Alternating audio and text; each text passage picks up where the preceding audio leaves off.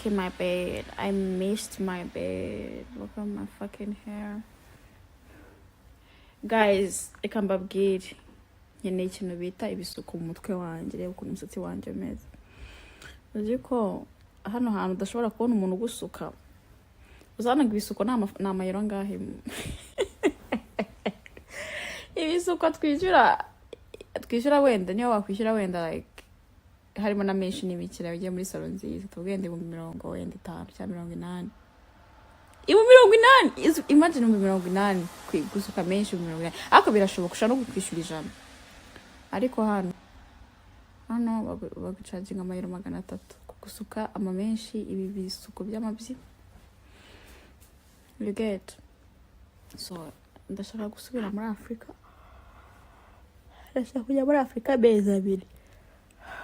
By that time, nzajya muri Ghana. By that time, singe umusatsi wanjye urabona ko wakuze, singe uzarota ntangiye gusumba mfite style nyinshi z'abamenshi nshaka kujya nsuka. Hano ntago nzakira abazungu ba hano mu buzima. Ninangira kujya nsuka. Ikintu gisekeje ni ukuntu tuvuge wenda murabizi ukuntu like always like mbabwira stories nyine za industry nkoramo n'ibiki n'ibiki. So ngari ngiye nka production impakazi urangiza bakajya nko kuri Instagram akungira ngo nawe babwiye bakajya kuri Instagram yanjye bagakora nk'ifoto ya kera mfite nk'ama menshi kera umva kandi umusatsi wanjye buri munsi ndawukata buri munsi ndawukata nkawo defriza nkawukata nkawusuka like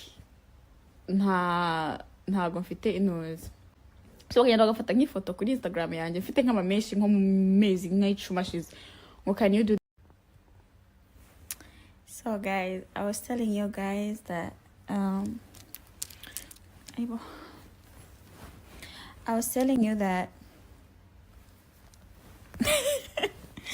so I was telling you that these people will go to my my Instagram and they will pick a random picture of me nsutse amamenshi cyangwa se mfite amamenshi cyangwa mfite ibindi bice nagiye ndi nko muri Nigeria cyangwa se muri Ghana bankiriye akawigi neza bagayistorinze neza bakambwira ngo can you come with this wig. I'm like bitch ninduri we storing iriya wigi nduri we storing kuko ntago ngiye mbishoboye cyangwa se ninde like sinzi uburyo na abazungu ngiye like uziko like iwacu ukuntu twakoze iwacu like nko mu Rwanda for example mvuga mu Rwanda kuko ndi umunyarwanda.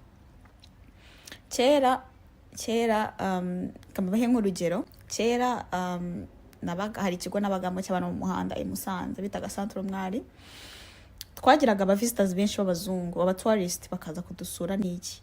By that time twabaga dufite amatsiko gukora ku misatsi yabo, dufite amatsiko y'urukundo rwabo rusa, ariko amatsiko like amatsiko ari innocent, amatsiko atari kuvuga ngo wenda ngo ufite ngo urwango muri kuko umwana mutoya ubona umonye umuzungu ku nshuro ya mbere. Ikintu kitakiza mu kwacu nuko bafite amafaranga nicyo cyambere, si n'imisatsi si n'ukuruhu rwabo rusa. Iyo tubonye umuzungu ikintu cyambere tuhita tubonamo nuko afite amafaranga. Ariko bano iyo bakubonye hano iwabo tuvuge nko ngubu barakubonye hano barakubonye ugira ngo ikintu cyambere batekereza ni iki se? You come from nothing, you are either a refugee, you come from nothing, cyangwa se just kubera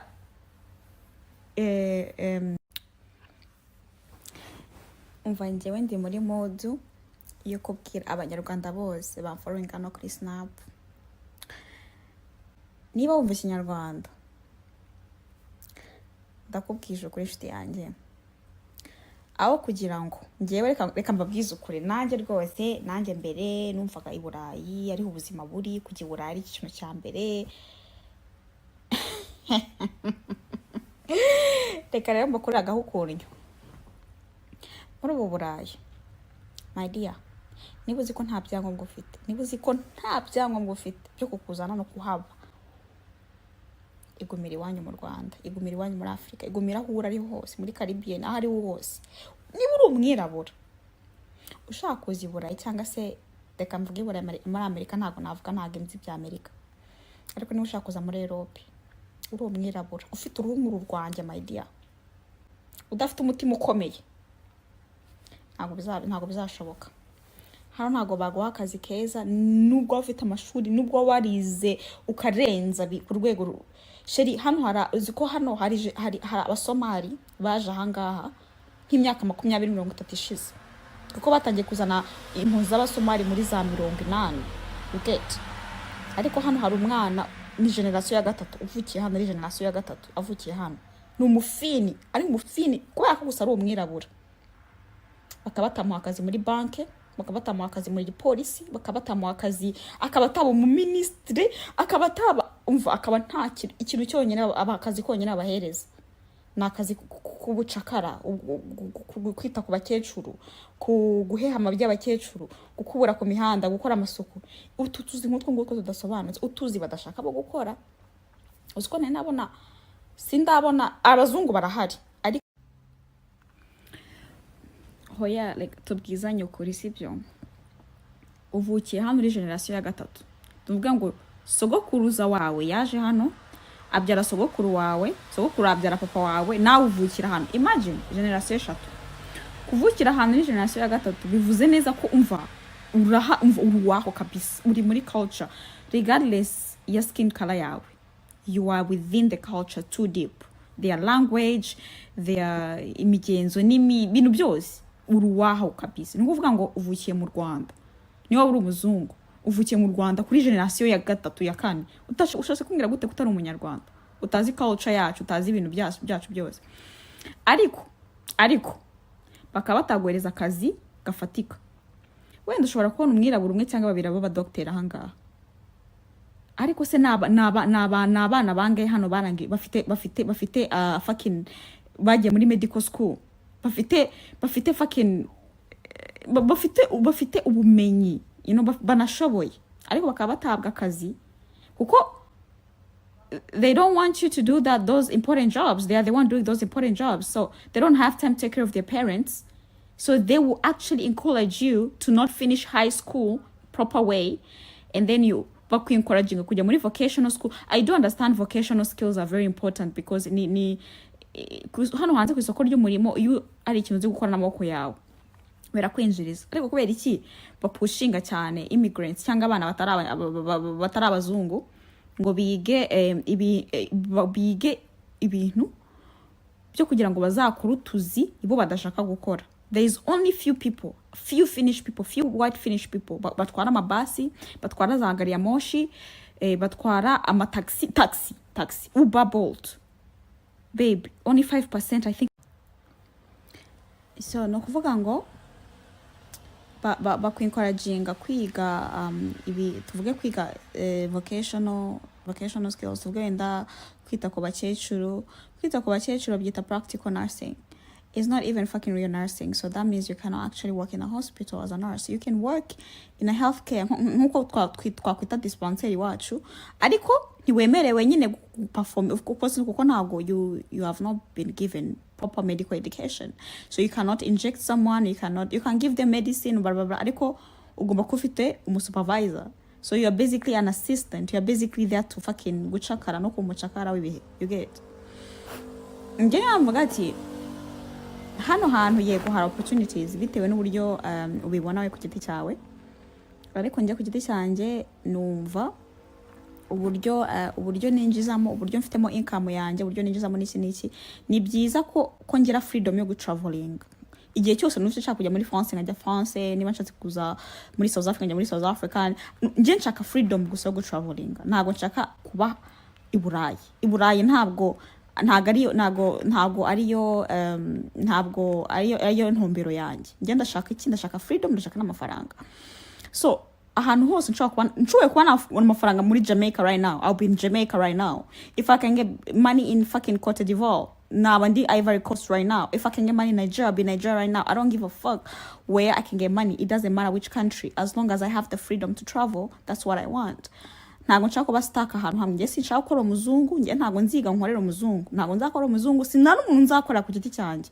Yaba umuzungu, yaba umwirabura, yaba umukara cyangwa ubururu, nta muntu njyewe nkeneye gukorera. I don't want to labor for anybody. I only can labor for myself. So ibyo kuva ngo So guys, nemba ndababwira mu by'ukuri niba hari uburyo ushobora kuba wasurvivingamo ahantu mu gihugu cyawe uturukamo, hagume kuko umuzungu ikintu cyonyine abashaka kumenya nuko either uje mu gihugu cye uzasubira iwanyu, mwereke buri kimwe cyose ushoboye kumwereka yuko you can go back you have to go back to your own place, you have to go back to your country. Kubera ko shiri ahantu ngenda babwije ukuri, hano taxi zitwarwa n'abasiriya n'abapakistani n'abasomali n'abanyarwanda n'abakongomani, nta bazungu hano batwara taxi. Abazungu batwara taxi ni 1%, abazungu batwara babasi ni 1%, abazungu batwara za gari ya moshi na za trams ni 1%. Why do you think they don't want you to do the important jobs, but they want to put all the immigrants kuko hano n'abantu hano nibabyara, hano abantu babyara n'abasomali. Usko n'abasomali kubera social benefits, umusomali azanga agapopinga abana 20 man kubera ko amuhereza amafaranga ya buri mwana ku kwezi, akazi karo kubyara gusa. How do you think they're going to respect you if the only thing you do is just take their, you can take their social benefits, but you know that they're going to use your kids. Those kids you're popping out here, they're going to work and pay back that social benefits. Don't think it's for free. It's not for free, bitch. Abana ndi gupoping amafaranga baguhereza upopinza abana nibo bazaza kuba bus drivers, nibo bazaza kuba tram drivers, nibo bazaza gutwara kuhe abakecuru babo n'ababyeyi babo n'abasaza babo, nibo bazaza gukura imihanda. Ain't no one person is going to do that job. Pop that children, they're going to give you the money, but your children are going to pay. They're going to pay for that money. So don't be stupid. Make sure you have documents to live here, or just fucking live where you are, man. Don't even try that shit. Don't come here. This place is shit. But I want to choose on bacu bafite ako kazi ikiza nuko kiba hano aravuze ngo sheri icyambere nuko ako kazi kagwa amafaranga afatika. Okay, reka mbibasobanurire. Ushobora kuza nuko karakazi ko cleaning, ko gukora amasuku, kaguhereza minimum wage yo muri Finland. Akazi kanyuma gaciro ushobora gukora ni 1000 byibuze, hagati y'500 n'2000 by'euro bashobora kuguhereza nk'umushahara ku kwezi ku minsi 30 bukoze. Muri ibyo bihumbi tuvuge ko minimum wage ari 2000 by'amayero, izo ni miliyoni hafi 2,300 z'amanyarwanda. Okay, 2000 bakuyemo umusoro wa 40%. Usigaranya ngaye my dear 1,400 sibyo, 1,300 ukuyemo rent. Hano rent nta rent ijya munsi y'amayero 500. Ngiye n'inzumbamo urebye ukuntu ingana n'amafaranga nyishyura mba mu Rwanda, naba muri mansion my dear, naba muri mansion, naba mu nzu nziza cyane, ibyumba 3 na salo imeze neza, ifite igipangu cyayo iri ahantu heza, iri kwirebero hejuru ku musozi cyangwa rutara ahantu heza. You get ibyo 2000 baguhereza, urabyumva kandi amafaranga menshi, ariko umusoro bakuramo, by the time bakuramo umusoro wabo, by the time ushyiramo rent, by the time ukuramo ibyo kurya, hano ibiryo nta ariko nka kundi ujya mu isoko mutangire gucirikanwa ngo n'ibiciro cy'ibirari ari 150 ngo uratangira kuvuga ngo ni 80 ngo urishyura 80. My dear, ibiciro hano biri fixed. Niba uri kugura ibyo muri supermarket bari 2000 ukuremo umusoro wa 40%, ukuremo rent, ukuremo ibyo kurya, ukuremo transport, ukuremo n'ubundi buzima bwawe busanzwe. Niko sema uza saving iki? Nubu ufite imyaka 70 80,